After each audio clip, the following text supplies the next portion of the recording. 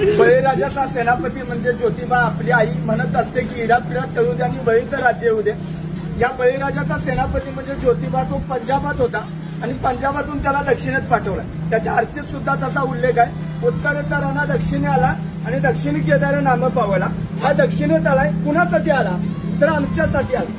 कुणापासून रक्षण करण्यासाठी आला तर आर्यांपासून आमचं रक्षण करण्यासाठी आला। इथं आला त्यानं आमच्या कुळ्या सुरक्षित राखल्या, आमच्या पूर्वजांचं रक्षण केलं, म्हणून तो आज आमचा कुळस्वामी। कुळस्वामी कुणाला म्हणायचं? ज्यानं कुळ्या राखल्या तो आमचा कुळस्वामी, ज्योतिबा कुळस्वामी। त्याची शासनकाठी म्हणजे फक्त एक लवाजमान आहे, तर ती त्याच्या सार्वभौमत्वाची आणि त्याच्या विजयाची निशाणी। कोणीही लोक येतात तिथं आणि भोळ्या भक्तिभावाने येतात आणि त्याला अर्पण होतात।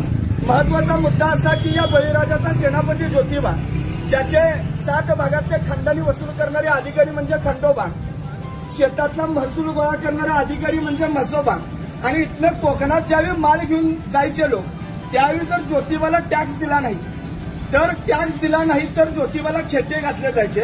खेटे कशासाठी? आज पोलीस स्टेशनला जसे खेटे असतात तसे खेटे, आणि आज आपण वेगळ्या कारणाने खेटे घालतो, माझी नोकरी लागू दे, मला मूळ बाळ होऊ दे, त्याच्यासाठी नाही।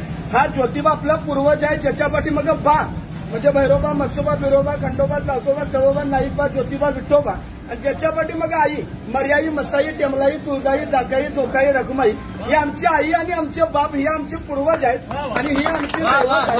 त्यातला ज्योतिबा हा आमचा आहे आणि त्याची शासनकाठी आपण ज्यावेळी घेऊन येतो त्यावेळी प्रत्येक भागाचं ते प्रतिनिधित्व करणारी शासनकाठी असते। महत्वाचा मुद्दा, त्याच्या पलीकडे जर जाऊन बघितलं तर ज्योतिबाचं मंदिर बांधलं कुणी? महाजी शिंदे नावाचा एक मराठ्यांचा सेनापती होता। 1761च्या पानिपतच्या युद्धात मराठ्यांची प्रतिमा मलिन झाली। ती प्रतिमा धुवून काढण्याचं काम गळ्यात माळ असणाऱ्या वारकऱ्यानं धुवून काढलं। त्या वारकऱ्याचं नाव म्हणजे महाजी शिंदे, ज्यांना पाटील बाबा म्हणत। त्या महाजी शिंद्यांची दहशत एवढी होती की त्यांनी ताजमहलचा वापर, आज लोक फिरायला जातात, जगातला 7वं आश्चर्य आहे, पण तरी सुद्धा त्या ताजमहलचा वापर त्यांनी करवाकुट्टी ठेवण्यासाठी केला होता। एवढी दहशत की दिल्लीचा सुलतान कोण हे ठरवायचं आमचा महाजी बाबा। हे महाजी बाबा एकदा रत्नागिरीत मोहिमेवर होते आणि मोहिमेवर असताना त्यांना यश मिळत नव्हतं पोर्तुगीजांच्या विरोधात। ते नवस बोलले की देवा मला या मोहिमेत यश मिळू दे, मी तुझं देवस्थान या ठिकाणी कोल्हापूरला निर्माण करतो। आणि म्हणून रत्नागिरीतला देव म्हणून या गावाचं नाव आहे वाडी रत्नागिरी। रत्नागिरीतला ज्योतिबा इथं बसले। ज्योतिबा हे या गावाचं नाव नाही, ज्योतिबा हे या देवाचं नाव आहे। ज्योत म्हणजे ज्योत आहे, ते ज्योत म्हणजे नांगर, हा शेतकऱ्यांचा कष्टकऱ्यांचा राजा आहे। म्हणून याला तुम्ही आम्ही भोळे भाविक बघत आहोत। इथं कुठलंही त्याच्यासाठी मोठा गाजावाजा नाही किंवा कुणी प्राणबळी कसलाही हत्या नाही।